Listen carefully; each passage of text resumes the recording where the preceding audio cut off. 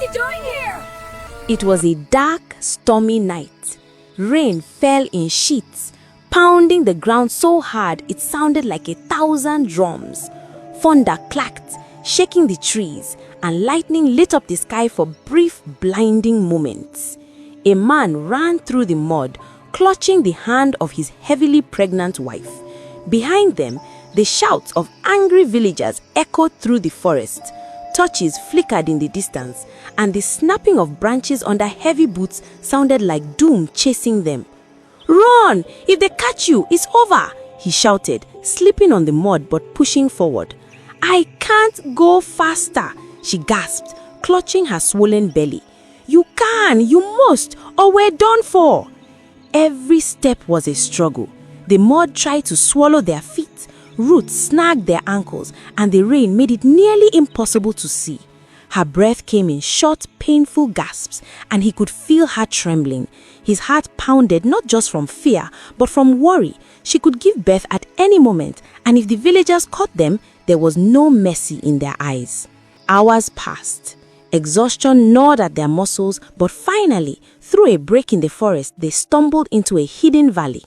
The rain slowed, dripping from the tall trees, and the valley opened like a secret paradise. Lush green grass stretched as far as they could see, sparkling streams cut through the land, and the smell of wet earth and freedom filled the air. They collapsed under a large baobab tree, soaked and shivering. We made it," he whispered, holding her close. The man looked around. This place, it felt alive. Birds chirped from the branches, fish darted in the streams, and the wind carried the scent of wildflowers. For the first time in hours, they could breathe without the terror of being haunted. They set to work. They built a small mud house with a thatched roof, simple but steady. Every morning, the man would light the fire in the clay hearth while his wife ground maize for porridge in a large wooden mortar. She sang softly as she walked, a lullaby from her village, and the sound mixed with the babbling stream outside. They were alone, yes, but for the first time, alone felt like safety. Months passed. Life settled into a rhythm, but then the time came. She went into labor under the baobab tree, and one by one, 8 daughters came into the world. 8 tiny, crying, wriggling miracles that filled the valley with noise and life. The father stared at them, overwhelmed. 8 daughters? He sank to his knees. 8? Really? 8? Well, if this isn't enough to wake the dogs in the next village, I don't know what it is, he muttered, rubbing his face and laughing through his tears. But the joy was bittersweet. The mother, exhausted and smiling weakly, whispered, "Raise them well, my love," and then she closed her eyes forever. The father's heart shattered, but he held the first baby close, hugging her tightly, tears sliding down his cheeks. He promised himself he would raise them all, protect them, and make sure they never knew the fear that had chased them here. Days turned into weeks. The daughters grew fast, each one stronger than the last. Every morning, they fetched water from the stream in clay pots balanced on their heads, laughing and splashing each other. Their braids were wet and tangled, but they didn't care. They learned to fish with handmade nets, plant yams and cassava, and cook over the fire, singing as they walked. The valley was their world. And yet, curiosity lingered. Sometimes their eyes wandered past the streams and trees to the forest beyond. The outside world was a mystery they had never touched, a place they could only imagine. The father tried to shield them from the danger he knew existed, the villagers who had chased them. He told them nothing of their past.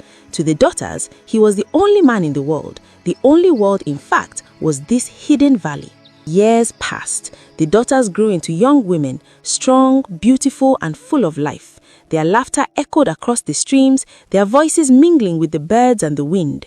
They had curves that drew attention even from the creatures of the valley, and their father watched with pride and a quiet, protective fear. Then, one stormy night, the air changed. A sound cut through the valley. A human sound, cries of pain, heavy footsteps dragging through the mud. The daughters froze, their eyes wide. One whispered, almost breathless, Is that a man?" The father's heart skipped a beat. He didn't move, didn't breathe, just watched as the figure struggled closer through the rain, bleeding and exhausted. "Well, "This is going to be interesting," he muttered under his breath.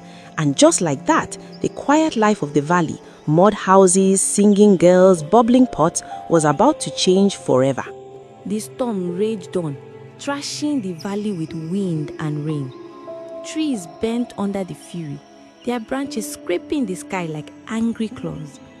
Thunder shook the earth itself, and lightning lit the world in brief, blinding flashes. Through the mud and chaos, a figure struggled forward, soaked, bleeding, barely conscious. Each step was a battle, his strength fading with every inch.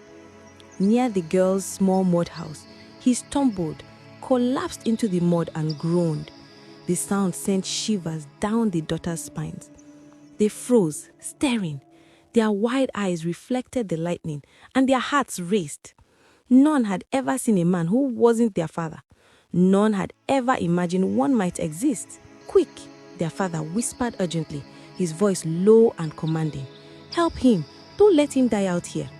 The daughters hesitated for a moment, fear gripping them, but the father's steady gaze gave them courage. They moved carefully, slipping in the mud as they lifted the stranger, carrying him inside. They laid him gently on a straw mat near the fire. Steam rose from the hearth, warming the cold, damp air, and the daughter's hands trembled as they washed his wounds with warm water from the stream. One of the girls, the boldest, bent closer, her voice quivering. "Father, why is he here? Who is he?" He shook his head. "Not now," he said quietly. "Just help him live. That is all that matters right now." Time passed slowly. Days turned to nights, and the daughters took turns tending to the warrior. They brought him warm porridge, fresh water, and bandages carefully washed in the stream. They whispered stories to him, telling him tales of the valley, of the birds, the fish, and the secret world they had known for years. Sometimes he would try to sit up and stumble, and the girls would laugh softly, their eyes sparkling, relieved that he was gaining strength.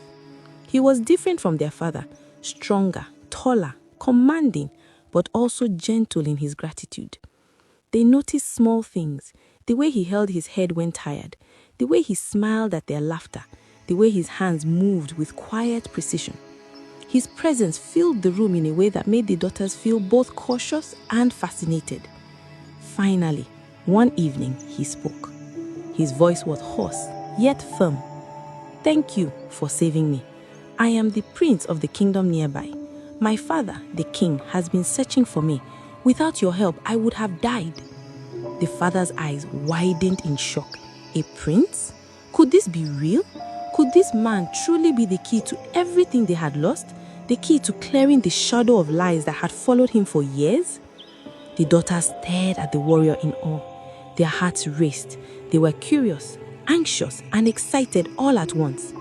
The father took a deep breath, and for the first time he told them the truth about the villagers who had banished him, the lies that had threatened his life, the secret he had kept to protect them, and the life they had led here, hidden and safe. Shock turned into wonder. The girls realized their world, the streams, the trees, the valley, was only a small part of a much larger world outside. Their minds swirled with questions. What lay beyond the hills? Who else lived beyond their hidden home? And what would it mean for them now, seeing a man for the first time? When the warrior finally regained full strength, the father led the group towards the kingdom. Each step was heavy with anticipation and memory. They passed villages they had once fled, paths overgrown with years of neglect, and forests that were once full of fear. Every sound, the crunch of leaves underfoot, the rush of distant rivers, reminded them of how far they had come. At last, they reached the palace. The king, stern yet relieved, welcomed the prince and looked upon the father and daughters with a mixture of curiosity and respect. The truth became clear. The father had been innocent all along. The real culprit, the one who had caused the family so much pain, had long been revealed. The prince, grateful and impressed, looked at the daughters with admiration. He was captivated by their courage, their beauty, and their hearts. He fell in love with the eldest, and it was clear that these girls, once sheltered and naive, were now standing in the world as confident, radiant young women. As the celebrations continued, the father looked at his daughters, pride shining in his eyes. He said softly, "You see, even in the darkest storms, hope can grow. Even when life seems unfair, courage, kindness, and love can change everything." And that, dear viewers, is the lesson from this story. No matter how difficult life may seem, patience, courage, and compassion will guide you through storms and lead you to triumph. If you enjoyed this story, don't forget to like this video, subscribe for more amazing African folk tales, share it with your friends so they can enjoy the adventure too, and comment "Love Wins" below, and also telling us which part of the story surprised you the most. Thank you for watching, and remember, sometimes the smallest acts of courage can change your world.